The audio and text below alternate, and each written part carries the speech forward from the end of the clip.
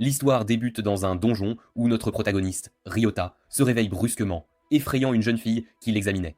Elle se demande s'il est vraiment humain, s'interrogeant pourquoi un slim laisserait tomber un humain, alors qu'il ne lâche, d'habitude, que des germes de soja. Le garçon, lui, est complètement perdu par ses propos. La jeune fille se présente comme Emily, et elle décide de lui montrer ce qu'elle veut dire, en affrontant un autre slime qui lui inflige la moitié de ses PV. Mais elle l'écrase sans difficulté avec son marteau géant. Alors que le slime disparaît, il laisse tomber une quantité impressionnante de germes de soja, et Ryota est perplexe devant ce spectacle. Emily lui explique qu'ils sont au premier étage d'un donjon nommé Telulu, et que les slimes de ce niveau lâchent toujours des germes de soja. En fait, absolument tout dans ce monde provient d'un butin de monstre. Ils continuent leur chemin à travers le labyrinthe, et Ryota se demande s'il est toujours sur Terre. Emily tue un autre slime, et Ryota s'interroge alors pourquoi elle ne s'attaque pas à d'autres types de monstres. Emily lui explique qu'il n'y a que des slimes au premier niveau et qu'elle est bien trop faible pour descendre au deuxième. Elle l'emmène devant un panneau de statut, lui expliquant que cela peut afficher ses propres statistiques. On voit qu'elle n'est que de niveau 3 et que ses statistiques semblent plutôt médiocres. Ryota pense que c'est comme dans un jeu vidéo et il remarque qu'il y a une deuxième page. Emily lui explique que cela montre son statut de butin qui détermine la quantité d'objets qu'elle peut obtenir de certains types. On constate que toutes ces statistiques de butin sont de rang F, mais que ces butins pour les plantes sont plus élevés, de rang E, c'est pourquoi elle cultive des germes de soja. Ryota décide de vérifier ses propres statistiques, mais il est déçu de voir toutes ses stats au rang F, et son niveau bloqué au niveau 1. Il vérifie sa deuxième page, et on voit que toutes ses statistiques de butin sont au rang S.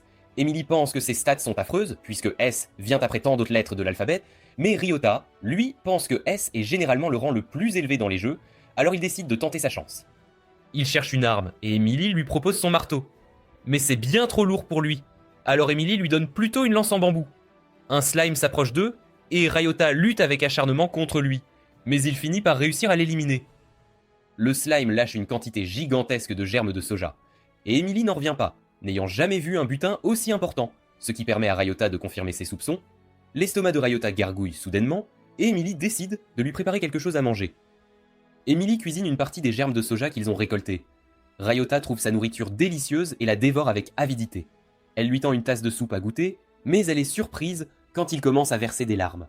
Elle pense que c'était peut-être la soupe, mais Ryota l'assure que c'était excellent et qu'il se remémorait simplement sa vie passée. Il se souvient comment il travaillait sans relâche, ne mangeant que des plats froids de supérette, jusqu'à ce qu'il s'épuise complètement, et la dernière chose dont il se souvenait, c'était de s'être réveillé ici. Emily le serre dans ses bras, le réconfortant en lui disant que tous ses efforts finiront par porter leurs fruits. Ryota la remercie et pense qu'il devrait trouver un endroit où loger, alors Emily lui parle de la ville où il pourrait trouver un hébergement. Ryota apprend qu'Emily dort dans le donjon parce qu'elle n'a pas les moyens de s'offrir un logement, mais elle le laisse garder la lance en bambou quand il part. Ryota arrive en ville, et il en apprend davantage sur ce monde, découvrant que leur monnaie s'appelle les pilos, et il réussit à vendre ses germes de soja pour 200 pilos. Il apprend qu'un repas moyen coûte environ 500 pilos et que le logement reviendrait à 2000 pour une nuit.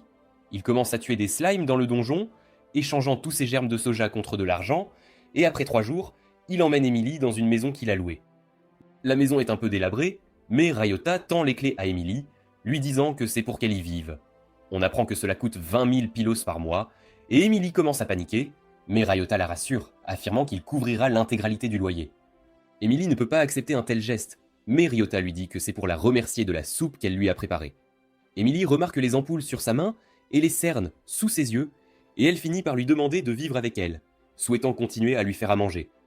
Ryota va échanger ses germes de soja à la gratitude de l'hirondelle, et la jeune fille au comptoir, Erza, est stupéfaite par la grande quantité qu'il apporte.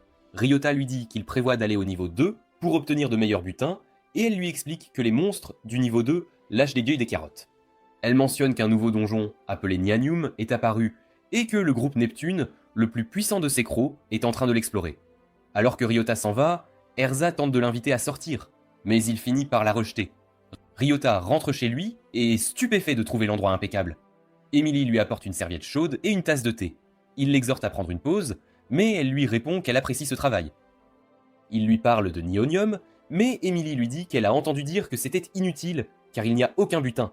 Ryota décide d'aller explorer le donjon par lui-même, il traverse la zone qui ressemble à une caverne, et un squelette apparaît. Il l'attaque, mais le rate, frappant une colonne à côté de lui et l'écrasant. Ryota attaque à son tour, mais sa lance se coince dans les côtes du squelette. Heureusement, une colonne derrière le squelette s'effondre sur lui et Ryota le poignarde à plusieurs reprises pendant qu'il est immobilisé. Le squelette laisse tomber une graine lumineuse et alors que Ryota la ramasse, il entend une voix qui lui dit que ses PV max ont augmenté. Ryota et Emily vérifient le panneau de statut et sont choqués de voir que ses PV sont passés au rang C. Emily est excitée par cette découverte et Ryota part tuer d'autres squelettes. Il emmène Emily avec lui et il découvre que les monstres tués par Emily ne lâchent aucune graine. Elle ne peut pas non plus ramasser les graines des monstres tués par Ryota. Alors Ryota en conclut que Nionium doit être un donjon d'augmentation de statistiques réservé uniquement au rang S. De retour à la maison, pendant un repas, Ryota parle à Emily de son projet d'aller au 2e niveau de Telulu. Emily s'inquiète et lui dit de ne pas être imprudent, alors il lui promet de revenir avant la tombée de la nuit. Dans le donjon, Ryota combat un slime au niveau 2. Le slime le frappe, mais il ne subit presque aucun dégât grâce à sa nouvelle statistique de PV de rang S. Il finit par tuer le slime, et celui-ci lâche une énorme carotte. Un autre slime s'approche de lui, mais avant qu'il ne puisse l'attaquer, il est tué par une boule de feu. Il lâche également une carotte, mais elle est plus petite que celle de Ryota. 3 hommes surgissent du coin pour ramasser la carotte. Les 3 hommes se moquent d'un phoque de lui, et le scannent avec un appareil. Voyant qu'il n'est que de niveau 1, alors ils rient et s'en vont. Ryota est agacé quand soudain, une jeune fille apparaît derrière lui. Elle porte une tenue particulière, et on voit qu'elle a des oreilles de lapin. Elle demande à Ryota s'il est vraiment de niveau 1, lui donnant une tape sur la tête et disant à quel point elle déteste les bas niveaux. Ryota ne subit aucun dégât, et la jeune fille est choquée par cela, alors elle s'en va, confuse. De retour à la maison, Emily est émerveillée par la taille des carottes. Ryota lui dit qu'il a obtenu 8000 pilos pour elle à la gratitude de l'hirondelle, et il pense qu'il va devenir riche. On frappe à la porte, et Ryota retrouve la jeune fille de tout à l'heure. Elle lui donne encore une tape sur la tête, répétant qu'elle déteste les bas niveaux. Ne voyant aucune réaction de sa part, elle commence à agir étrangement, et elle lui avoue son amour. Emily demande à Ryota qui est cette jeune fille. La jeune fille frappe la tête de Ryota, mais il ne bronche pas. Elle traîne un passant jusqu'à leur porte, et lui fait la même chose, l'assommant immédiatement. Elle demande pourquoi cela n'est pas arrivé à Ryota, et il pense que c'est probablement à cause de ses PV de rang S. Il lui demande pourquoi elle est venue, et elle sort une grande carotte de sa robe. Ryota se souvient avoir laissé tomber une carotte en quittant le donjon, et la jeune fille l'a ramassée dès qu'elle est tombée. Elle dit à Ryota qu'elle en veut plus et s'enthousiasme en voyant toutes les carottes dans la maison. Emily lui demande si elle veut manger avec eux, et elle lui montre comment faire des nouilleux de carottes avec de la sauce et de la soupe de carottes. La jeune fille bave à la vue de cette nourriture délicieuse, et tous les 3 s'assoient pour manger. La jeune fille loue les talents culinaires d'Emily alors qu'ils finissent le repas, et elle repart immédiatement après. Ryota avance prudemment à travers le 2e niveau de Nianium, déterminé à devenir plus fort, quand soudain un zombie apparaît et Ryota l'attaque vaillamment, mais finit par briser sa lance en bambou. Ryota utilise ses poings et ses pieds pour vaincre le zombie, et il ramasse la graine qu'il a laissée tomber. La voix étrange lui dit que sa force a augmenté d'1 point. À ce moment-là, Ryota est dérangé par une autre voix. Il lève les yeux et voit que la jeune fille l'observait depuis tout ce temps. Elle saute, lui donne une tape sur la tête et l'interroge sur le butin. Ryota ne veut pas qu'elle sache que son rang de butin est S, alors il décide de ne rien lui dire. Elle lui demande s'il a des carottes et il lui répond que non. Elle veut aller à Telulu pour plus de carottes, alors Ryota lui dit d'attendre à la gratitude de l'hirondelle et elle s'en va. Ryota arrive à la gratitude de l'hirondelle avec une tonne de carottes à la main. Il marche vers la jeune fille, tandis qu'une foule se rassemble autour d'eux. Il lui tend une carotte et la foule halète de surprise, tandis que la jeune fille la croque avec extase. Erza s'approche de Ryota et lui propose rapidement d'acheter toutes ses carottes pour le double de leur valeur au détail. Elle explique que le nom de la jeune fille est Eve Kalous Leader et que c'est une aventurière notoire. Son coup de karaté signature s'appelle Excalibur, capable de couper un rocher en 2. Elle est aussi une experte en carottes, donc toute carotte qu'elle approuve est assurée d'atteindre un prix élevé. Erza offre 15 000 pilos pour chaque carotte. Ryota est stupéfait et essaie de remercier Eve, mais elle demande simplement plus de carottes. Il dit qu'il n'en a plus, alors elle essaie de le frapper à nouveau, mais il arrête sa main. Elle demande encore des carottes, et Ryota promet de lui en apporter davantage demain. Cela la contrarie et elle finit par partir. Au niveau 2 de Telulu, Ryota et Emily vérifient leur hall. Ryota décide de faire un autre tour dans le donjon. Il entend quelque chose au coin d'un couloir où il trouve 2 aventuriers qui luttent pour tuer un slime. Ils sont épuisés alors que leur capitaine s'approche. Ils immobilisent rapidement le slime au sol, tandis que le vieil homme l'achève, ramassant la carotte et leur disant de continuer. Ses compagnons veulent qu'on se reposer, mais le vieil homme les réprimande pour leur faiblesse et leur dit qu'il est strict parce qu'il veut qu'ils deviennent plus forts.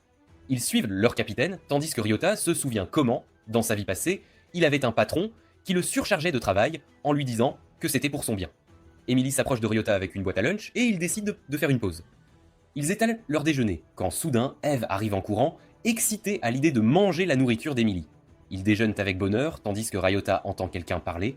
Il voit le groupe de tout à l'heure, et le capitaine les regarde avec dédain, disant à ses compagnons de ne jamais être aussi paresseux qu'eux. Il dit que la qualité du butin dépend de l'effort fourni pour l'obtenir, mais Eve bondit vers eux, leur disant de manger les carottes. Elle la coupe en deux et la leur fourre dans la bouche. Ils commencent à la mâcher, tandis qu'Eve dit au capitaine que les carottes sont délicieuses, même sans effort. Le capitaine s'irrite, se préparant à attaquer, mais Eve l'arrête, et le vieil homme s'en va avec ses compagnons. À la gratitude de l'hirondelle, Ryota dit à Erza qu'ils n'ont pas pu apporter tous leurs objets, et Erza suggère d'acquérir un chariot magique pour l'aider à transporter les articles. Ils arrivent dans une boutique, où ils sont accueillis par une petite fille au comptoir. Elle appelle son père et un vieil homme surgit de l'arrière-boutique. Il leur recommande un chariot magique doté d'un système de détection de monstres, et ils sont intéressés par l'achat, mais ils sont surpris d'apprendre qu'il coûte 10 000 milles de pilos. Les autres chariots du magasin coûtent également des millions de pilos, alors ils sont abattus et s'en vont sans acheter de chariot. Ils entendent soudain une agitation alors que des gens crient qu'il y a un monstre errant.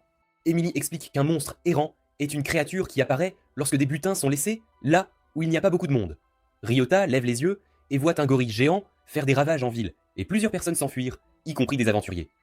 Emily lui dit que les monstres errants n'ont aucun butin, alors les aventuriers ne les combattent pas. Ryota entend un cri, et il voit Erza au sol, tandis que le gorille lui lance un coup de poing. Ryota intervient, arrêtant son poing, et Eve arrive avec une bande d'aventuriers pour se joindre au combat. Ryota dit à Erza qu'il s'occupera du monstre errant, et il charge le gorille. Celui-ci est sur le point de lui lancer un rocher, mais Emily l'écrase avec son marteau.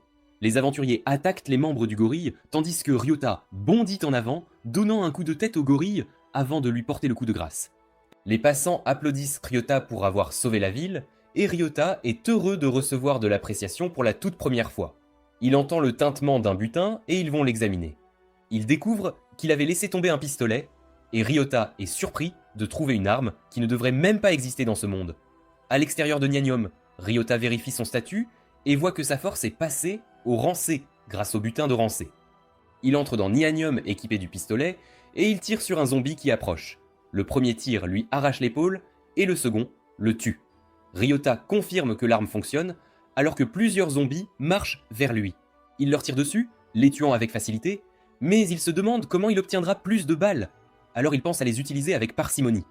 À Telulu, un slime saute sur Emily, mais Ryota tire et le tue en plein vol. Elle est heureuse de le voir et ils déjeunent ensemble. Elle admire sa nouvelle arme et il lui dit qu'il prévoit d'explorer le niveau suivant. Il réalise qu'elle n'est pas venue déjeuner et suppose qu'elle doit être occupée. Ils entrent au 3e niveau et Emily sait que les monstres de la zone s'appellent des slime cafards et qu'ils lâchent des citrouilles. Ils partent à la recherche des slime cafards et Ryota en aperçoit quelques-uns qui grouillent sur les murs. Il remarque qu'ils ressemblent à des cafards et en est dégoûté. Il entend un lourd fracas alors qu'Emily frappe le sol avec son marteau. Elle affiche un sourire effrayant, disant qu'elle veut tuer tous les slime cafards. Emily en tue un brutalement et il ramasse une citrouille du butin. Ryota suggère de remonter pour plus de carottes, ne voulant plus revoir le côté effrayant d'Emily, mais en chemin, il rencontre une autre nuée de slime cafards. Ils répugnent Emily et elle devient folle à leur vue. Ryota lui dit qu'il s'en occupera et il commence à tirer sur les monstres, suppliant Emily de ne pas perdre la tête. Ryota vainc les monstres et le duo essaie de trouver comment transporter toutes les citrouilles massives des butins de Ryota. Quand Emily recommence soudainement à agir bizarrement, voulant tuer plus de Slim cafards, une explosion soudaine à l'entrée envoie Ryota voler avec les citrouilles. Eve émerge pour recevoir ses carottes du jour et Emily lui offre le sac à dos rempli de carottes, ce qui soulage Ryota. Ils échangent leurs citrouilles à la gratitude de l'hirondelle et retournent récupérer le reste de leur butin, seulement pour les trouver à moitié mangés sur le sol. Ryota suppose qu'un petit animal s'en est pris à elle, mais Emily soupçonne que les slime cafards sont responsables. Elle écrase une des citrouilles abîmées, et une nuée de slime cafards en émerge. Alors Emily commence à devenir folle. Terrifiée par ce qu'Emily pourrait devenir, Ryota sort rapidement son arme et leur tire dessus jusqu'à ce qu'il n'ait plus de balles. Il supplie Emily d'être patiente et promet de tous les tuer en les écrasant de ses mains. Finalement, Ryota tue tous les slime cafards. Emily s'excuse auprès de Ryota pour sa frénésie quand soudain, Ryota entend plusieurs tintements et il réalise que les monstres ont laissé tomber plus de balles. À la gratitude de l'hirondelle, Erza explique que les monstres errants apparaissent si un butin est laissé sans surveillance à l'extérieur d'un donjon. Ryota pense qu'il serait peut-être possible de forcer l'apparition de monstres errants et de les tuer pour obtenir plus de balles. Il est perdu dans ses pensées, tandis qu'Erza tente de l'inviter à sortir, mais il la remercie simplement et s'éloigne rapidement. Ryota expérimente en laissant une carotte à l'extérieur et attend qu'un monstre apparaisse, mais Eve surgit pour manger la carotte. Ryota essaie à nouveau et un slime apparaît, alors Ryota le tue instantanément. Il lâche plus de balles et Ryota est ravi que son expérience ait fonctionné. Il se demande ce qui se passerait s'il essayait la même chose avec les graines de Nianium. À Nianium, quoi que Ryota essaie, les graines disparaissent simplement dans ses mains. Il espérait qu'en raison de sa compétence unique, quelque chose d'intéressant se produirait. Il est donc déçu, et alors qu'il rebrousse chemin, un squelette apparaît soudainement, prenant Ryota par surprise. Ryota lutte avec le squelette et il réussit à le chasser de l'entrée d'un coup de pied. Ryota pense qu'il pourrait se transformer en monstre errant, mais il disparaît simplement. De retour à la gratitude de l'hirondelle, Erza explique à Ryota que les monstres disparaissent s'ils quittent le donjon, et que même à l'intérieur du donjon, ils ne peuvent pas entrer dans des niveaux différents. Erza rougit alors qu'elle tente de complimenter Ryota, mais il la coupe court et s'éloigne en hâte. Il retourne à Nionium et se tient devant l'entrée pour tester une nouvelle idée. Un squelette s'approche de lui, et Ryota le projette à l'extérieur. Il lui tire dessus rapidement, avant qu'il ne disparaisse, et une voix mystérieuse lui dit qu'il a acquis une balle de congélation. Ryota teste la nouvelle balle sur un arbre, l'enveloppant de glace. À Telulu, Ryota démontre la balle de congélation sur un slime, le gelant, avant qu'Emily ne le tue. Emily l'interroge à ce sujet, et Ryota lui explique ce que c'est, disant que c'est difficile à obtenir, donc il ne peut pas l'utiliser souvent. Ryota et Emily sont sur un sentier à flanc de montagne, et ils rencontrent deux personnes qui se disputent. Un homme demande à Ryota de récupérer la cargaison qui est tombée de la falaise, mais la femme le met en garde, disant qu'elle a été laissée sans surveillance, donc des monstres errants pourraient apparaître. Elle crée une boule de feu alors qu'elle se prépare à brûler la cargaison, mais l'homme l'arrête, disant que le parfum dans la cargaison vaut une fortune. Ils commencent à se disputer, et le vieil homme essaie de frapper la femme, mais il la rate, laissant une bosse dans le mur. Ryota et Emily sont surpris, mais la femme explique qu'un monstre, appelé une féminine, vient de posséder l'homme. Elle explique que le monstre utilise un corps humain comme nid pour se propager, tandis que Ryota tire sur le monstre, libérant l'homme, mais celui-ci tombe inconscient. La femme leur dit de prendre l'homme et de courir, sachant que d'autres féminines apparaîtront à cause de la cargaison. Elle se prépare à se sacrifier, afin qu'ils aient suffisamment de temps pour s'échapper, disant que c'est sa responsabilité en tant qu'escorte. Ryota se souvient de l'époque où un collègue avait fait une erreur, et le patron s'était moqué de son malheur. Bien que Ryota ait voulu aider, son collègue pensait que c'était sa responsabilité, alors il n'avait rien pu faire. Ryota veut aider la femme, alors il utilise ses balles de congélation pour geler les monstres, tandis qu'Emily les brise d'un seul coup, et la femme le remercie de les avoir sauvés. Plus tard cette nuit-là, il vérifie les statistiques d'Emily qui semblent s'être améliorées drastiquement après avoir vaincu la féminine.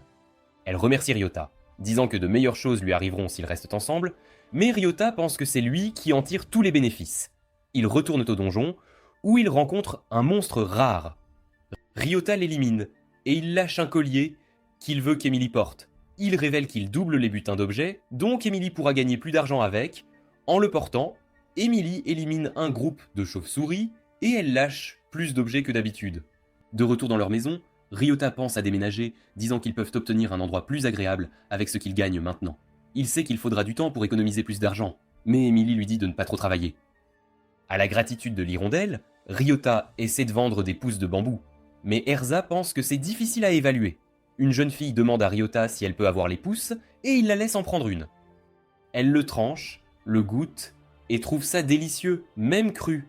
Elle veut toutes ses pousses. Ryuya accepte. La jeune femme dit ne pas pouvoir estimer le prix, mais veut qu'il accepte de l'argent en signe de gratitude.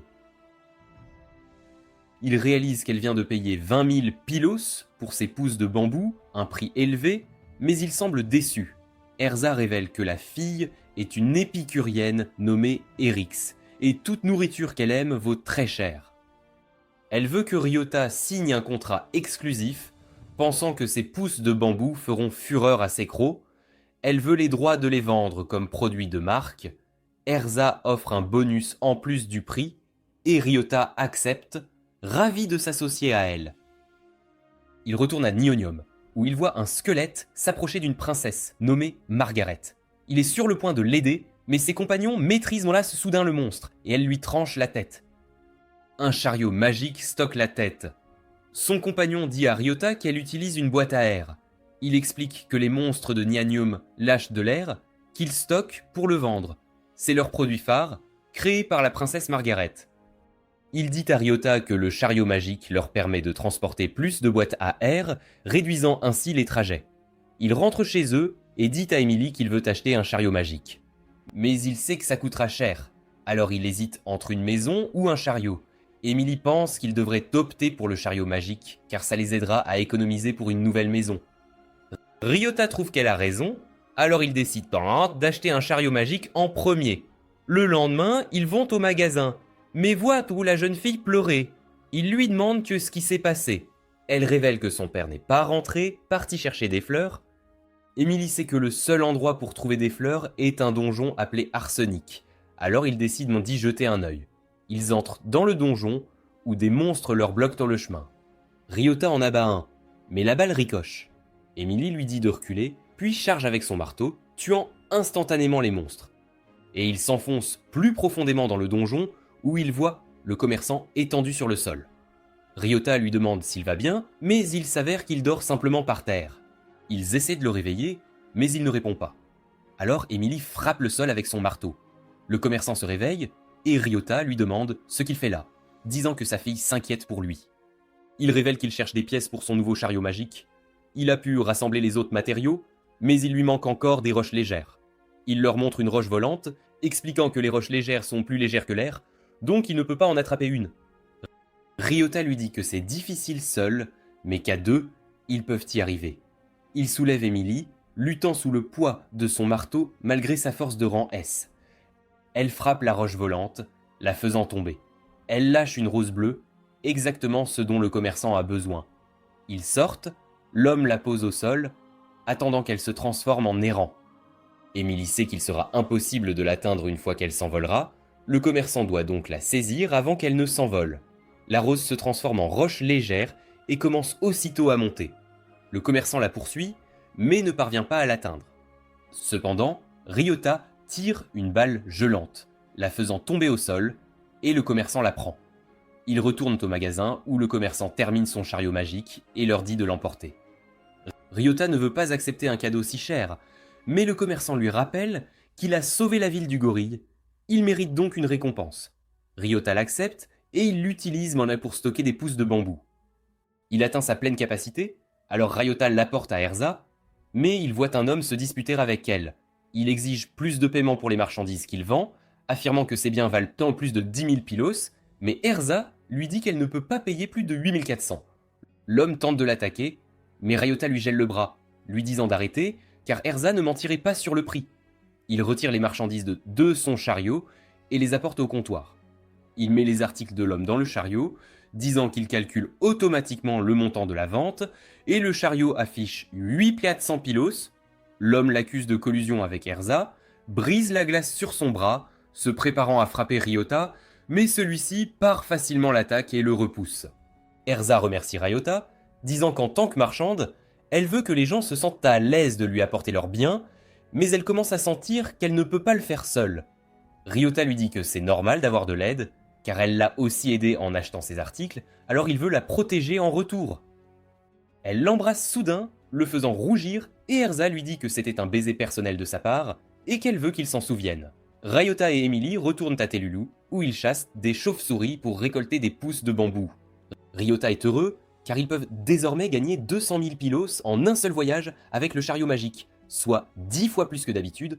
Ils ont maintenant assez d'argent pour acheter une nouvelle maison, alors ils rentrent chez eux pour faire leur bagage. Mais ils commencent à se sentir un peu tristes, car ils y ont vécu de nombreux moments mémorables. Ils décident de garder leur bail sur cet endroit, afin de pouvoir y retourner à tout moment. Le lendemain, nous les voyons dans leur nouvelle maison, Emily leur préparant le petit déjeuner. Ryota se réveille et est surpris de voir Eve lui demandant comment elle est arrivée là. Emily pense que ce n'est pas un problème, puisqu'elle a préparé beaucoup de nourriture, et ils s'assoient ensemble, profitant de leur nouvelle maison. Ryota retourne au premier niveau de Nianium, où il utilise son arme pour tuer des momies, mais il réalise qu'il n'a plus de balles. Il ramasse une graine lumineuse du monstre, et une voix lui annonce que sa vitesse a augmenté. Une momie l'approche soudain par derrière, alors il lutte avec elle, la repoussant et la frappant du pied. Il est surpris de voir que son attaque a coupé la momie en deux, et il se souvient qu'il a une force de rang S. Il peut donc affronter les monstres, même sans armes. Au restaurant, la gratitude de l'hirondelle, un homme nommé Neptune s'assied soudain avec lui. Ryota se demande ce qu'il lui veut, et Neptune révèle qu'il veut faire un bras de fer avec Ryota, disant qu'il est intéressé par sa puissance car il a entendu comment Ryota a repoussé un homme. Il défie Ryota à un match, et sa confiance énerve Ryota, qui accepte le défi. Le bras de fer commence, et il réalise immédiatement que Neptune est fort. Ryota lutte contre son adversaire, mais il finit par gagner, surprenant tout le monde autour d'eux. Ryota se souvient qu'Erza lui avait parlé de Neptune, l'informant que Neptune est le chef de l'organisation la plus puissante de Sekiro. Neptune demande une revanche, mais il refuse, disant qu'ils ont déjà fait une scène. Neptune se lève soudain, essayant de frapper Ryota, qui contre immédiatement, projetant Neptune au loin. Il se relève vite, disant qu'il aime Ryota et veut qu'il rejoigne sa famille, mais Ryota refuse. De retour chez eux, Ryota dit à Emily qu'il n'a aucun intérêt à rejoindre des groupes, car il apprécie déjà la vie qu'il mène avec elle. Emily est étonnée que Neptune l'ait repéré, pensant que c'est sûrement parce qu'il a aidé beaucoup de gens, et elle appelle Ryota un héros. Il retourne à Nionium, où il rencontre le compagnon de Margaret, qui l'informe du dernier produit de leur compagnie, la boîte de Pandore, qui stocke automatiquement les objets lâchés et affiche le visage de la personne qui l'a trouvé. L'homme donne quelques boîtes à Ryota, lui disant d'en informer ses amis. Il refuse d'abord, mais réfléchit à une bonne façon de les utiliser.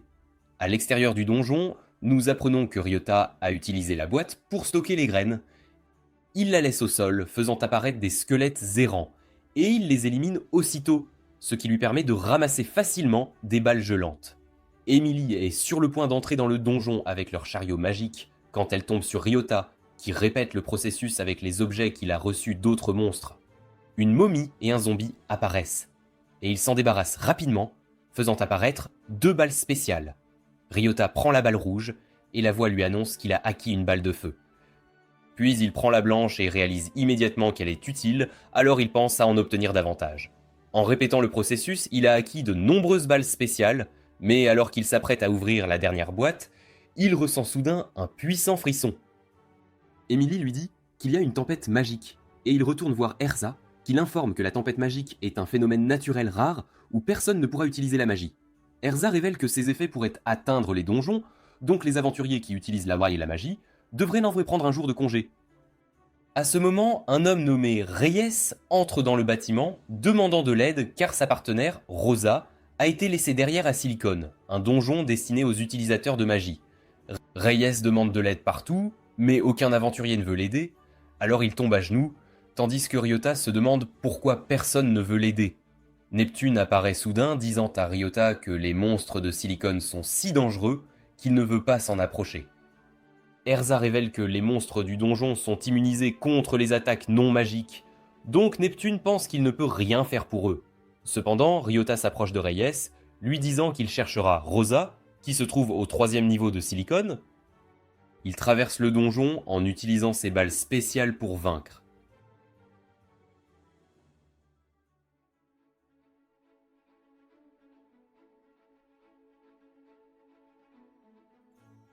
Il traverse le donjon en utilisant ses balles spéciales pour vaincre.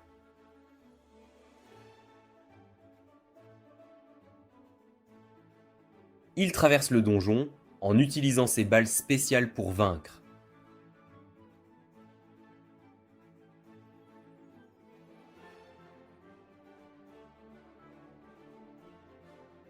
Il traverse le donjon en utilisant ses balles spéciales pour vaincre.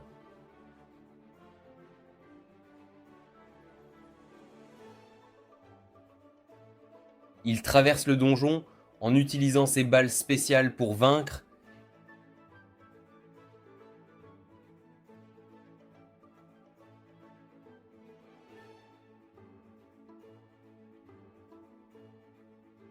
Il traverse le donjon en utilisant ses balles spéciales pour vaincre.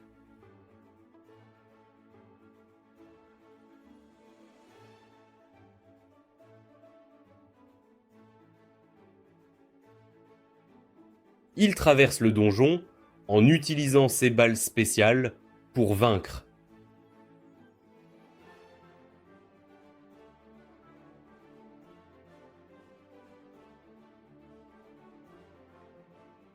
Il traverse le donjon en utilisant ses balles spéciales pour vaincre.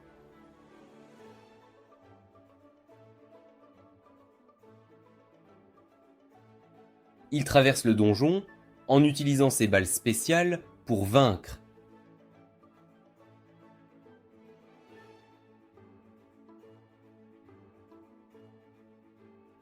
Il traverse le donjon en utilisant ses balles spéciales pour vaincre.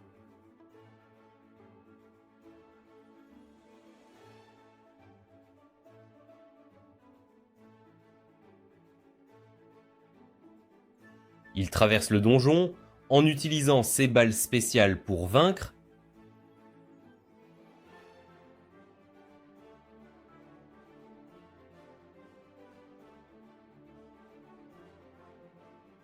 Il traverse le donjon en utilisant ses balles spéciales pour vaincre.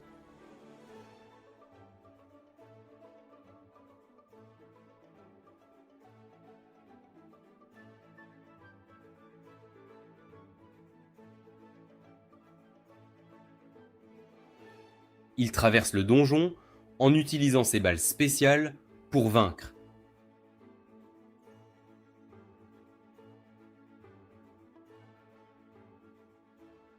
Il traverse le donjon en utilisant ses balles spéciales pour vaincre.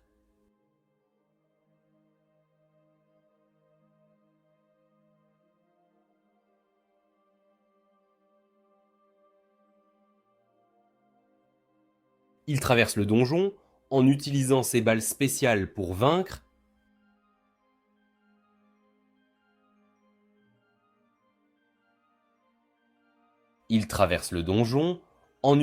ses balles spéciales pour vaincre.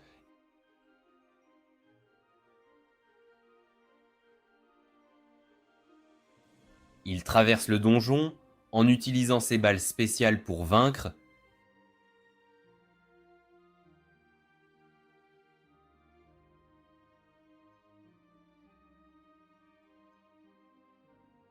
Il traverse le donjon en utilisant ses balles spéciales pour vaincre. Il traverse le donjon en utilisant ses balles spéciales pour vaincre. Il traverse le donjon en utilisant ses balles spéciales pour vaincre.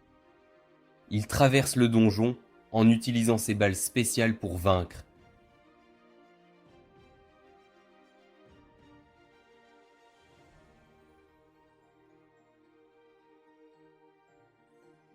Il traverse le donjon en utilisant ses balles spéciales pour vaincre.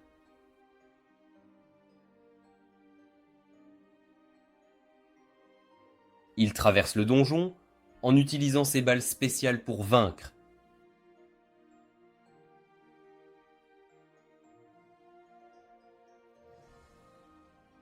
Il traverse le donjon en utilisant ses balles spéciales pour vaincre.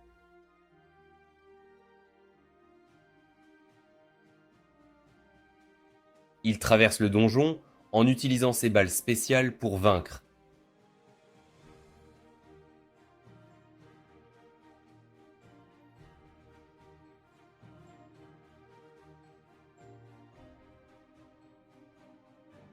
Il traverse le donjon en utilisant ses balles spéciales pour vaincre.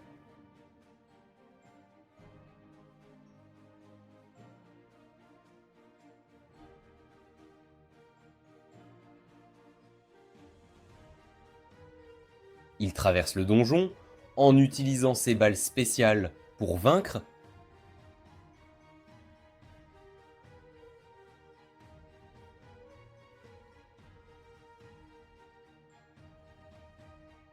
Il traverse le donjon En utilisant ses balles spéciales pour vaincre,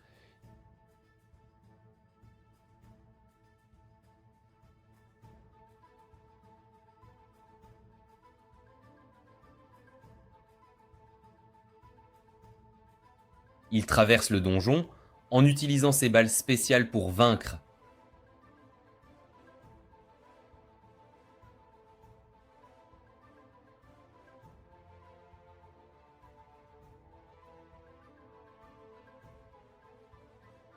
Il traverse le donjon en utilisant ses balles spéciales pour vaincre.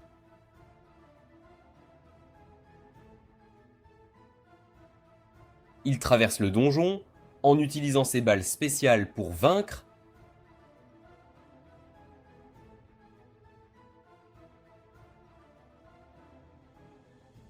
Il traverse le donjon en utilisant ses balles spéciales pour vaincre.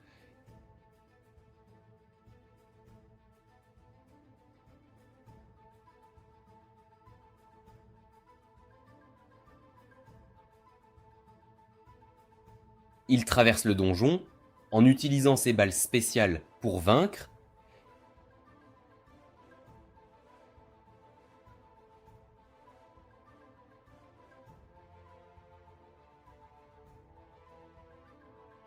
Il traverse le donjon en utilisant ses balles spéciales pour vaincre.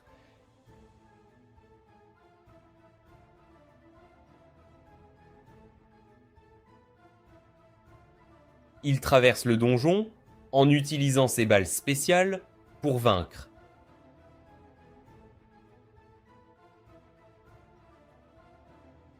Il traverse le donjon en utilisant ses balles spéciales pour vaincre.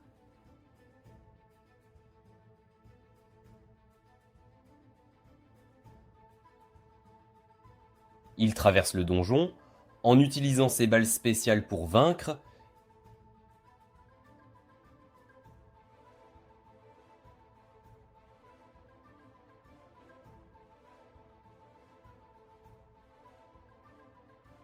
Il traverse le donjon en utilisant ses balles spéciales pour vaincre.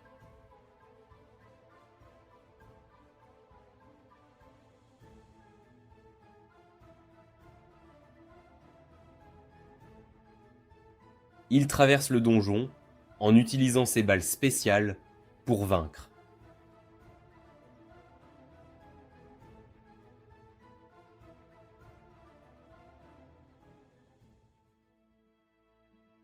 Il traverse le donjon en utilisant ses balles spéciales pour vaincre.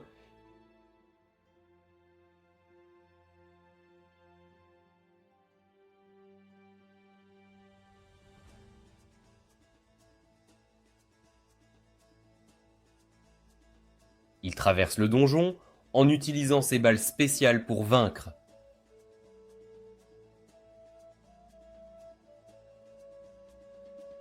Il traverse le donjon en utilisant ses balles spéciales pour vaincre.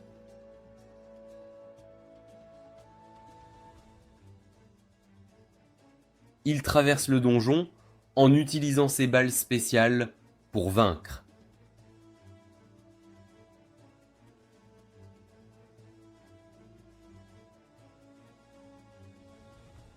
Mais un autre tas d'ordures se forme rapidement, et Ryota voit bien que la jeune fille est épuisée. Il reconnaît en elle le même regard qu'il avait lui-même.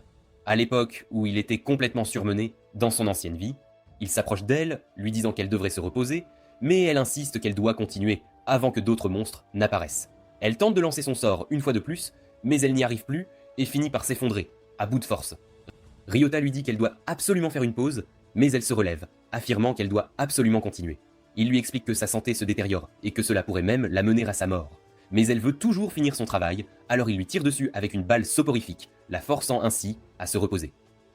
Elle se réveille dans une tente et elle réalise qu'il est déjà très tard. Alors elle se précipite vers le tas d'ordures où des monstres commencent déjà à apparaître. Ryota les élimine rapidement, combinant ses balles de feu pour les incinérer complètement. Pendant qu'ils ramassent leur butin, Emily dit aux gens de faire la queue pour la collecte des ordures, et elle remarque la jeune fille, lui disant de dormir davantage. Ryota pense qu'elle doit avoir faim, alors il lui offre de la nourriture, lui révélant qu'ils ont déplacé leur tente plus près du site de collecte.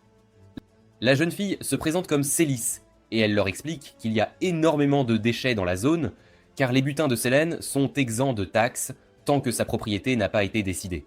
Ryota lui dit qu'ils vont l'aider, et elle les remercie, leur confiant que c'est le seul travail qu'elle peut faire avant de s'endormir profondément.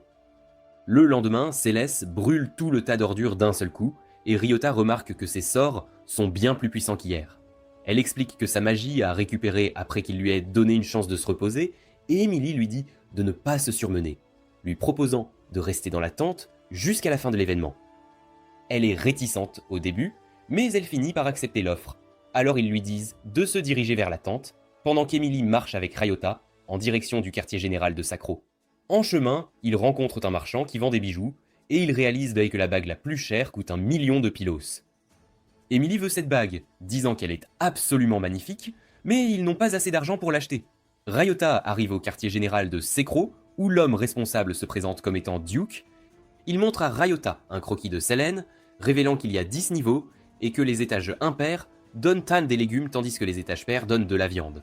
Duke explique qu'ils avaient un accord avec Hitro, où la partie avec le plus de butins rares à ces étages possédera le donjon. Sekro doit obtenir les butins rares des étages impairs pour gagner, et Ryota accepte immédiatement de les aider. Duke explique que les aventuriers qui trouvent des monstres rares les captureront afin qu'ils puissent les achever, affirmant que c'est la manière la plus efficace d'acquérir des butins rares.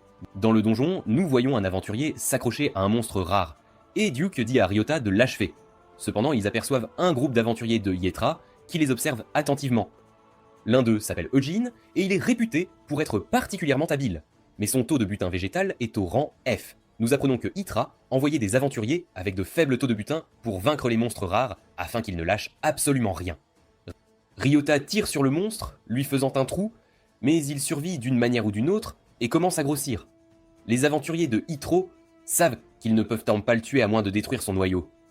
Eugene poursuit le monstre, prêt à frapper le noyau, mais Ryota tire une balle à tête chercheuse, le brisant juste à temps. Duke lui dit qu'ils ont obtenu le butin rare tandis que les aventuriers de Hitro s'éloignent, visiblement frustrés. Il quitte le donjon et Duke lui donne beaucoup d'argent en récompense, lui disant qu'il peut aussi garder le butin rare.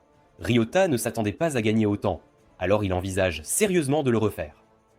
Ce soir-là, ils retournent à leur tente, montrant à Emily la bague qu'elle désirait tant.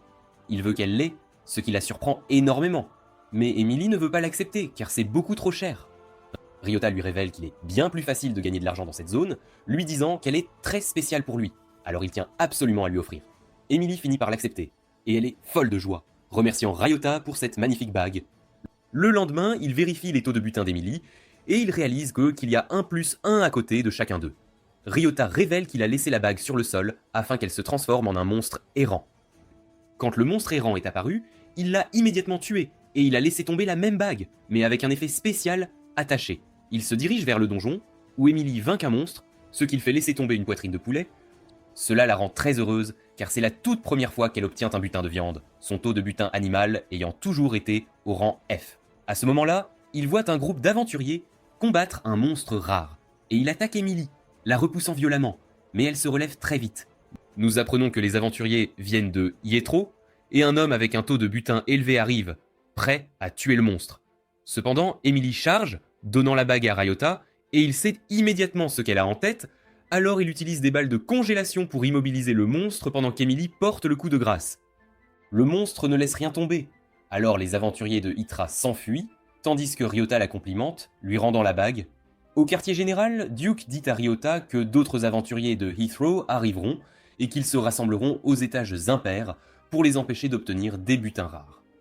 Ryota suggère de nettoyer les niveaux avant leur arrivée, disant qu'il devrait augmenter la récompense pour la découverte de monstres rares.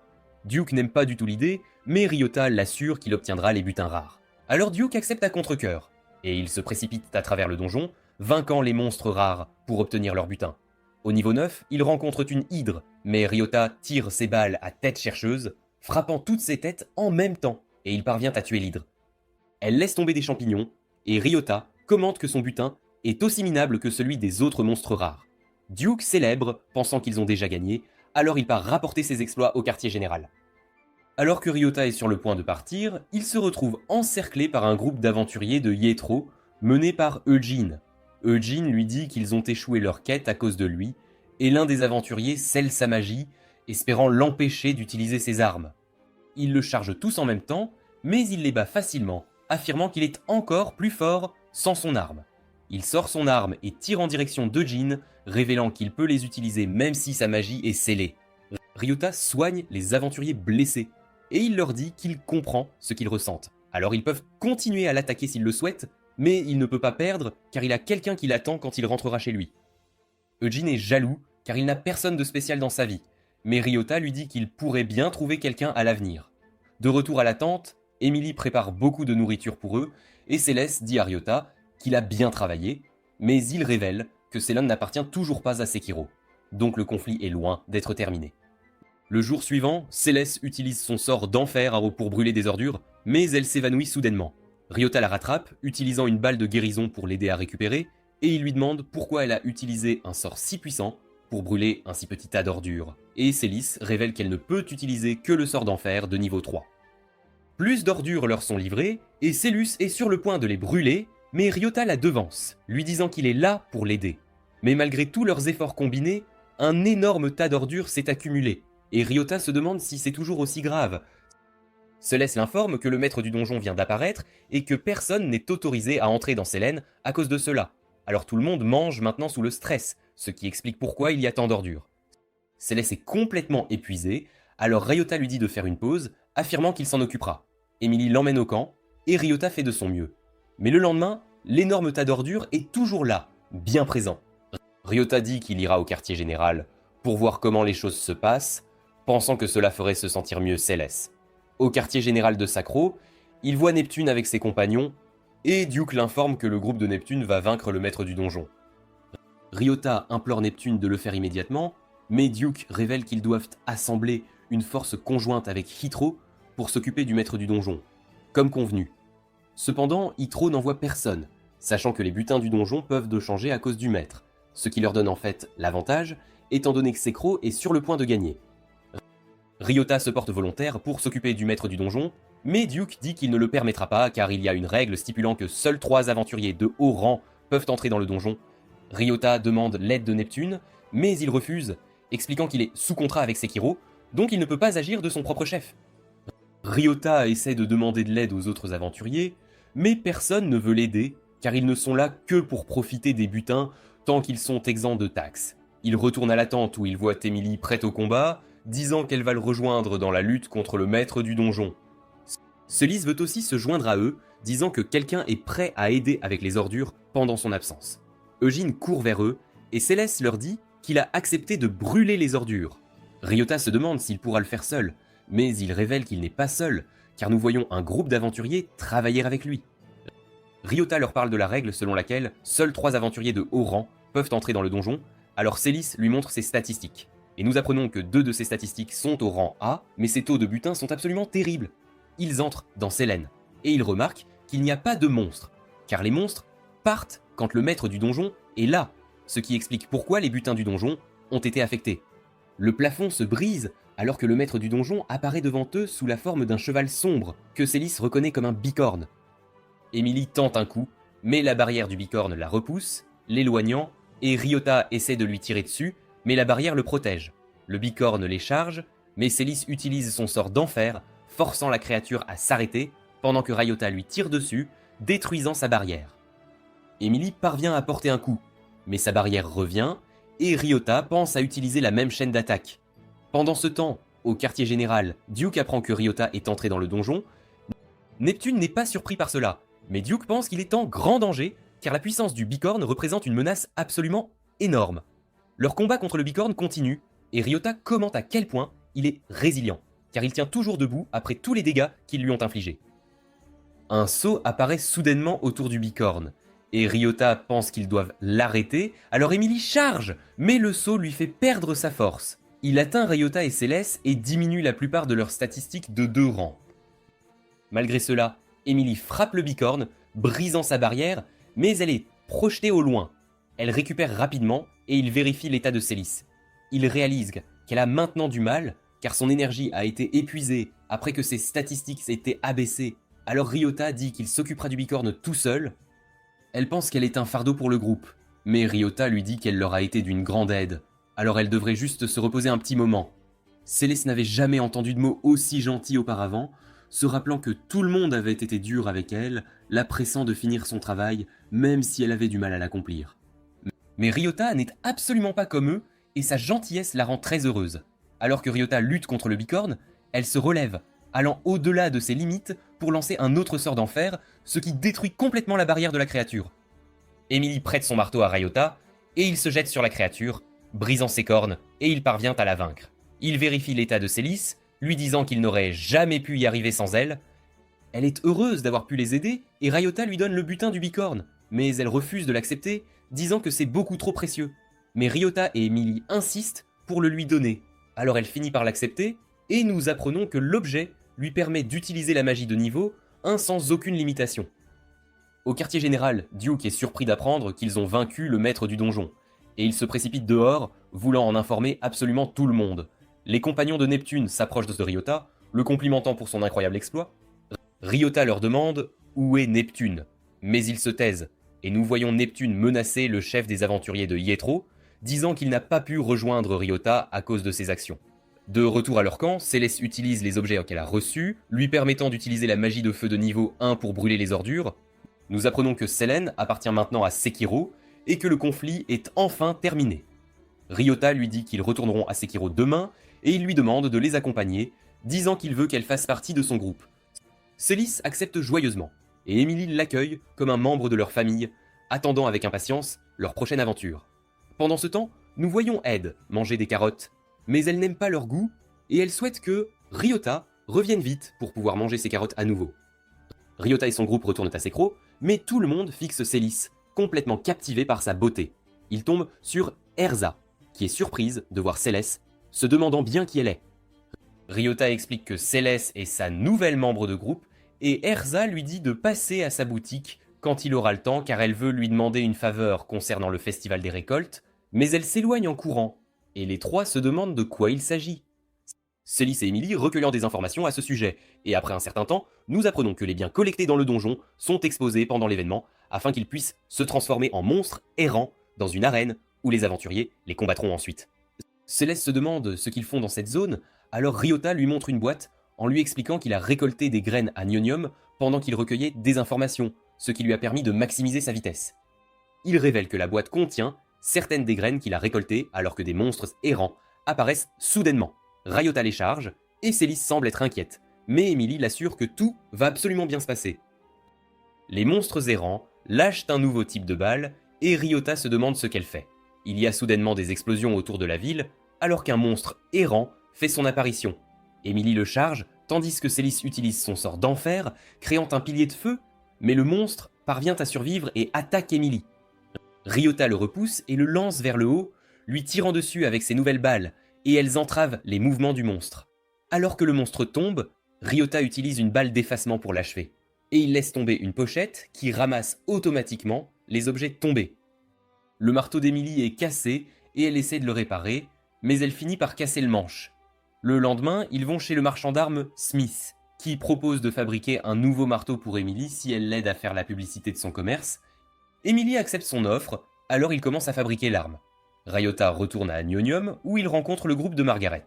Sa compagne lui dit que leur commerce de boîtes à air ne marche pas très bien, alors Ryota suggère de vendre plutôt leur butin de bague. Les monstres commencent à la submerger, alors Ryota leur tire dessus et Margaret le remercie de l'avoir sauvé, lui donnant une bague en récompense. Pendant ce temps, Emily essaie le manche alors qu'Eve entre soudainement, s'enquérant de l'endroit où se trouve Ryota, et Emily lui dit qu'il est dans le donjon. Eve essaie de le chercher, mais nous voyons Ryota maintenant à la gratitude des hirondelles, se demandant ce qu'Erza veut de lui. Elle veut qu'il collecte des butins rares, lui offrant de le payer pour cela, et il accepte, alors elle lui donne une liste des butins rares qu'elle veut qu'il collecte. Il apprend que de l'argent est lâché dans un donjon, alors il en prend et le laisse dehors. Attendant qu'il se transforme en un monstre errant, il se transforme en un oiseau qui commence à s'envoler, évitant ses balles alors qu'il essaie de s'échapper. Mais Ryota utilise ses balles à tête chercheuse, lui permettant de l'éliminer, et il laisse tomber une potion qui peut temporairement augmenter le taux de butin végétal d'une personne de 3 rangs. À ce moment-là, Eve s'accroche à lui demandant ses carottes. Ryota exauce son souhait, et lui dit d'aller chercher des carottes pour les membres de son groupe. Mais elle lui dit qu'elle a quitté son groupe parce que les autres aventuriers ne partage pas son obsession pour les carottes. Dans un flashback, nous voyons une jeune Ève avec son groupe, mangeant de la viande, et elle dit à ses compagnons qu'elle déteste les légumes. Mais ils lui disent qu'elle doit en manger pour être en bonne santé, alors elle s'enfuit et commence à s'aventurer seule. Elle tue un monstre, mais il laisse tomber un garçon, et il lui demande si elle est un fantôme. Un autre monstre apparaît soudainement, mais Ève l'élimine, et le garçon lui demande de lui apprendre à se battre.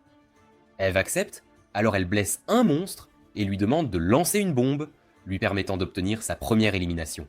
Le monstre laisse tomber une carotte, mais Ève lui dit de la jeter, car elle ne l'aime pas du tout. Cependant, il la force à la manger, et elle est surprise par son excellent goût, alors elle finit par manger la carotte entière, disant au garçon qu'il devrait y former un groupe. Le garçon accepte, mais il disparaît soudainement. De retour au présent, Ève révèle que le garçon l'a fait tomber amoureuse des carottes. Ryota lui dit d'aller chercher ses propres carottes, mais elle révèle que son taux de butin végétal est D, donc elle ne peut obtenir que des carottes ordinaires. Il lui donne la potion, et elle la boit, augmentant son taux de butin végétal au rang A. Yves vainc un slime, et elle obtient une délicieuse carotte qu'elle mange instantanément.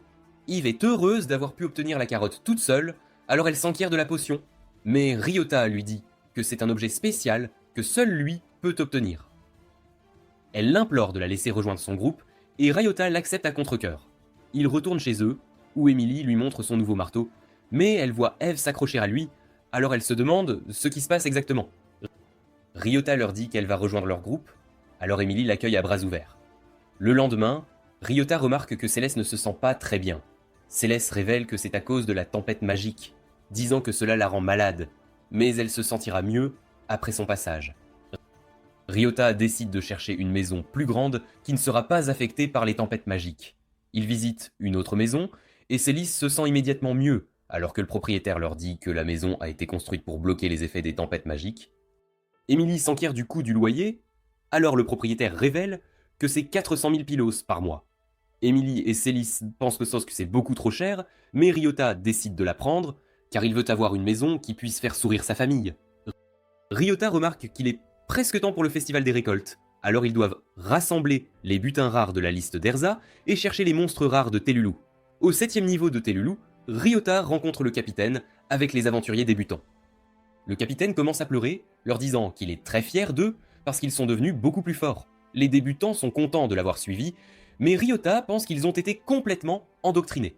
Ils rencontrent un slime rose, et Ryota essaie de lui tirer dessus, mais il survit et devient immunisé à ses attaques. Céleste lui dit d'arrêter, lui expliquant qu'il ne peut pas vaincre le slime seul, car il devient invincible quand il est proche de la mort, et il ne subit plus de dégâts de la dernière personne qui l'a attaqué. Elle utilise un sort de feu pour le vaincre, et elle dit à Ryota de les laisser se battre, et de se concentrer uniquement sur le coup de grâce.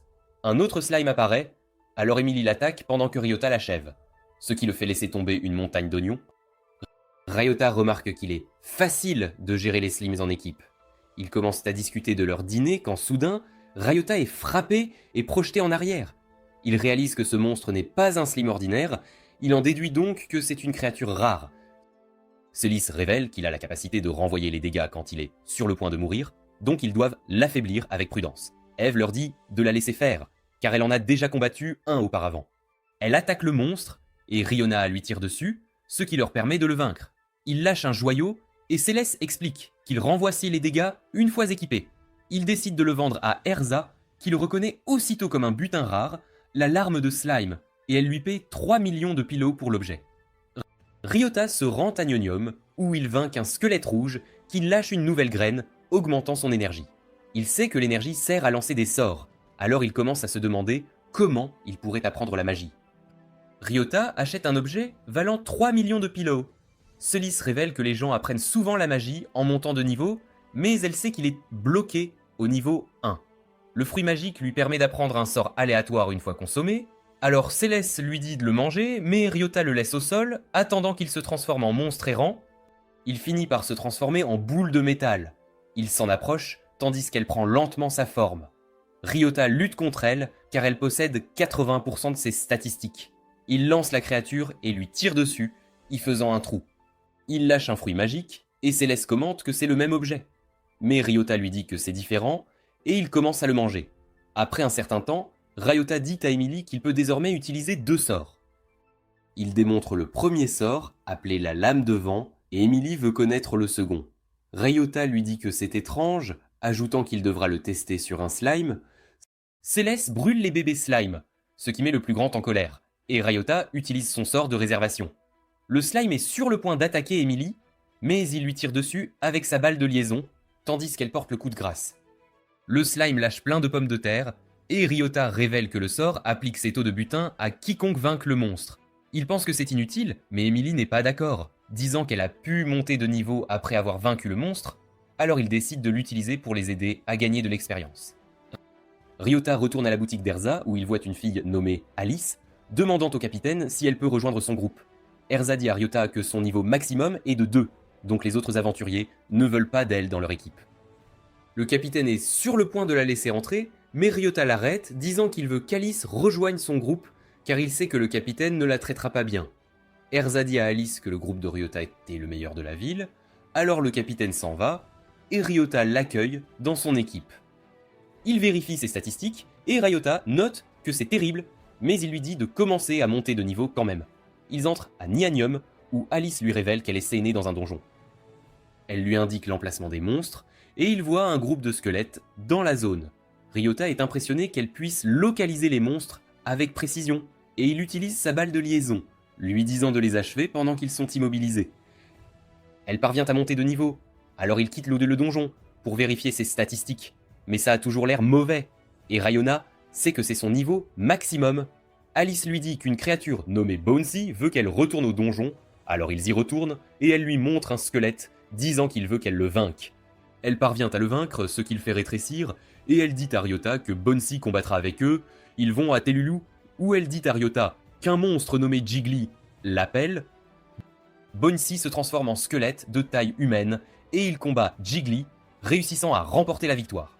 Après avoir été vaincu, Jiggly se transforme en un minuscule slime, et il devient aussi son animal de compagnie. Ils retournent à la maison, où Ryota présente Alice à tout le monde, et tous l'accueillent dans la famille. C'est l'heure du festival des récoltes, et nous voyons Ryota et Emily explorer les étals. Il lui achète une clochette, et elle l'attache à son nouveau marteau, afin de pouvoir l'emporter partout avec elle. Alice les emmène à un étrange étal, qui vend des boîtes, et le commerçant leur parle d'un monstre qui donne beaucoup d'expérience une fois vaincu. Il révèle que les boîtes feront apparaître ce monstre, afin qu'ils puissent l'utiliser pour les aider à monter de niveau. Ryota décide d'essayer, et il le laisse au sol, où il se transforme en souris. Il utilise sa balle de liaison pour restreindre ses mouvements, puis lance le sort de réservation. Emily l'écrase à mort, et il lâche une balle de renforcement. Ryota décide de l'essayer, ce qui fait apparaître un sigil, mais rien ne se passe, alors il commence à penser que la balle est cassée. Mais quand il tire une balle normale, elle est bien plus puissante que d'habitude, alors il en conclut que la balle de renforcement améliore la puissance de son prochain tir. Ils retournent en ville, où les gens sont en panique, car un monstre errant est apparu et est sur le point d'attaquer une fille.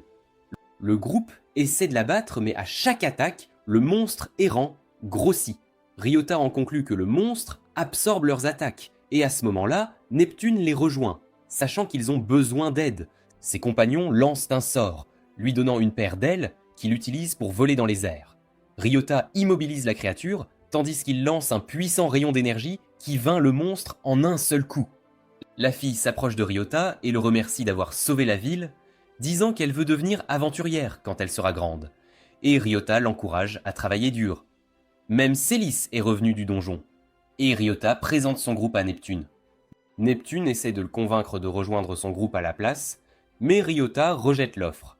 Alors qu'ils continuent de profiter du festival, Alice leur indique un certain endroit où elle peut sentir des monstres. Célis pense que ce doit être l'arène, où les combattants s'associent pour affronter des monstres errants et concourir pour un prix. Ryota pense qu'il devrait y participer et il décide de choisir Célis comme partenaire car elle en sait beaucoup sur les monstres. Dans l'arène, la foule les acclame, tandis qu'ils combattent un Slim. Célis utilise son sort d'enfer, et Ryota l'achève. Il la complimente pour sa performance, lui disant qu'elle est un membre important du groupe, et cela la rend heureuse. Ce soir-là, Célis leur montre l'objet rare qu'ils ont obtenu à l'arène, qui se révèle être un ensemble de feux d'artifice. Ils commencent à jouer avec, tout le monde profite du moment, mais après avoir consommé l'objet, Alice s'absente soudainement, et elle commence à s'éloigner, disant que quelqu'un l'appelle. Ryota l'arrête, ce qui la fait reprendre conscience, et il lui demande d'où vient la voix. Alice lui indique Nianium, et il lui dit qu'ils enquêteront demain, car il se fait déjà tard. Le lendemain, Ryota rencontre Clint, qui l'informe que les monstres n'ont rien laissé tomber dans les donjons. Il révèle que cela n'est jamais arrivé auparavant, et il commence à s'inquiéter, car il ne sait pas combien de temps cela va durer. Clint demande à Ryota d'enquêter, alors il retourne à Telulu avec son groupe, où il voit une paire d'aventuriers se plaindre de la situation. Eve ordonne à Ryota de tuer un slime parce qu'elle veut manger une carotte. Ryota pense que ça ne laissera rien tomber, mais il lui tire dessus quand même. Et à sa surprise, ça lâche bien une carotte, alors il commence à se demander pourquoi rien ne tombe pour les autres aventuriers.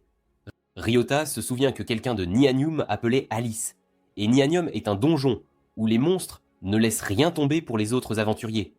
Alors il élabore une théorie, et il s'élance rapidement, se dirigeant vers Nianium.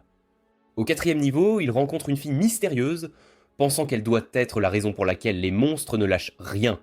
Il en conclut qu'elle est la maîtresse du donjon, alors il lui tire dessus, mais la balle la traverse et elle le repousse d'un coup de pied. Ryota réalise que ses attaques ne fonctionnent pas sur elle, alors il se demande comment il va pouvoir la vaincre. Il essaye d'utiliser ses balles spéciales, mais elles aussi la traversent simplement. Rien ne semble fonctionner et il est de nouveau repoussé. Même ses balles de fusion n'ont aucun effet et il pense n'avoir aucune chance de gagner, mais il remarque soudain qu'un de ses tirs a réussi à l'atteindre. Alors que la bosse retire la balle, Ryota réalise que ses balles à tête chercheuse sont efficaces. Il charge instantanément son arme avec des balles à tête chercheuse, mais quand il les tire, elles traversent toujours le corps de la bosse. Cependant, quand elle essaie d'attaquer, elle est touchée par les balles à tête chercheuse. Ryota continue de tirer, et alors que la bosse essaie d'attaquer à nouveau, sa main est détruite par les balles. Ryota explique qu'au moment où elle essaie d'attaquer, son corps devient physique, et les balles à tête chercheuse la verrouillent instantanément. Ryota n'a plus de balles à tête chercheuse, mais il a fait suffisamment de dégâts pour l'affaiblir, il peut donc maintenant suivre ses mouvements. Il attaque avec un coup de tête, les projetant tous les deux en arrière, mais il se relève et l'achève. Il finit par s'évanouir, et quand il se réveille, il trouve Emily qui l'appelle. Elle révèle que les butins sont de retour, lui disant qu'il a sauvé tout le monde, mais elle souhaite qu'il ne se pousse pas si fort, ne voulant pas le voir se blesser. Alors qu'ils sont sur le point de rentrer à la maison, Ryota remarque une bague que la maîtresse du donjon a laissé tomber. Ils sortent du donjon, et Emily veut dire à tout le monde que Ryota a sauvé la situation, mais il préfère ne pas avoir ce genre d'attention. Le reste de son groupe arrive, lui disant qu'il est trop imprudent, et Ryota accepte de ne plus faire les choses seul la prochaine fois. Le lendemain, Ryota retourne à Nianium, et il essaie de tester la bague qu'il a obtenue. Un groupe de squelettes s'approche de lui, qu'il élimine facilement, et la bague semble avoir la capacité de créer des cristaux. Il rencontre le groupe de Margaret, et il mentionne que son idée de vendre des bagues ne fonctionnera pas, car elles ne tombent que des dragons, et Margaret n'est pas assez forte pour les vaincre seule. Il vérifie les statistiques de Margaret, et nous voyons qu'elle est au niveau 94, mais toutes ses stats sont à F. Ryota se sent mal pour elle, alors il lui donne un de ses cristaux. Cela lui permet de monter de niveau, et nous apprenons que sa bague a le pouvoir de transformer les monstres qu'il tue en cristaux d'XP. Margaret est soudainement choquée quand elle voit que ses statistiques ont aussi augmenté. Ryota décide de réessayer, lui donnant encore plus de ses cristaux, et elle monte au niveau 96 avec toutes ses stats qui augmentent à nouveau. Ryota pense que Margaret doit juste être une personne qui s'épanouit tardivement et que son travail acharné porte enfin ses fruits. Margaret est folle de joie et veut rembourser Ryota, mais il s'enfuit rapidement à la place. Il achète toutes les carottes et les germes de soja de la ville, et il prévoit de faire monter de niveau son groupe. Il leur explique comment fonctionne sa bague, mais Eve refuse de le laisser détruire les carottes. Ryota promet de lui trouver de meilleures carottes, alors elle accepte d'attendre patiemment. La montagne de carottes et de germes de soja finit par se transformer en monstres errants, et Ryota élimine les monstres avec ses armes, pendant que les filles ramassent les cristaux à tour de rôle. À la fin de la journée, ils vérifient leurs statistiques, et nous voyons qu'ils sont tous au niveau maximum. Célis est folle de joie quand elle voit qu'elle a enfin une stat de butin qui n'est pas un F, et elle remercie Ryota pour tout. Emily trouve un peu triste que Ryota ne puisse pas gagner d'expérience lui-même, alors qu'il travaille si dur. Mais Ryota dit que les expériences qu'il a vécues dans ce monde sont plus précieuses pour lui. Il pense que maintenant qu'ils ont tous atteint le niveau maximum, il est temps pour leur famille de passer à l'étape suivante. Le lendemain, nous voyons le groupe traverser la ville, et nous constatons qu'ils ont commencé à devenir assez célèbres. Ils vont obtenir des licences de donjons pour Emily et Celis, et nous les voyons réussir facilement les tests. Alice se demande ce qu'ils devraient m'en faire ensuite, et Riona suggère de se séparer pour trouver comment chacun peut tirer le meilleur parti de ses talents. Nous voyons le groupe chasser dans les différents donjons, et après une semaine, ils font leur rapport pour voir combien chacun d'eux a pu gagner. Emily révèle qu'elle a pu gagner 160 000 kilos par jour, tandis que Solas et Alice ont chacune réussi à gagner environ 100 000. Eve révèle qu'elle a gagné environ 120 000, mais note qu'elle a fini par manger toutes ses carottes, et Ryota n'arrive pas à croire qu'elle ait pu manger autant. Ryota révèle ensuite qu'il a gagné environ 2 millions par jour, et Emily se demande ce qu'ils comptent acheter avec tout leur argent. Ryota finit par acheter la dernière carte magique pour tout le monde, et nous voyons qu'elle a une fonction spéciale qui peut transférer leurs objets directement à leur maison afin qu'ils ne manquent jamais d'espace en chassant. Ryota rencontre Erza, et il note que c'est une corvée pour lui de devoir constamment faire plusieurs allers-retours pour apporter tous ces objets. Alors il passe un accord avec elle, afin qu'elle puisse gérer tous les objets. Emily l'accueille dans la famille, et il décide d'organiser une fête de bienvenue pour elle, mais Ryota se demande pourquoi Neptune est aussi venu. Margaret arrive également pour le remercier une fois de plus. Et Emily les invite tous à entrer, disant que plus on est de fous, plus on rit. Le marchand de chariots apparaît aussi, et Clint vient le remercier d'avoir vaincu la maîtresse du donjon. Ryota n'arrive pas à croire qu'il y ait soudainement tant de monde, mais il pense à tout ce qu'il a traversé avec eux et à la chance qu'il a d'être venu dans ce monde. Mais c'est ici que cette vidéo se termine. N'oubliez pas d'aimer et de vous abonner à la chaîne. Merci d'avoir regardé et à la prochaine.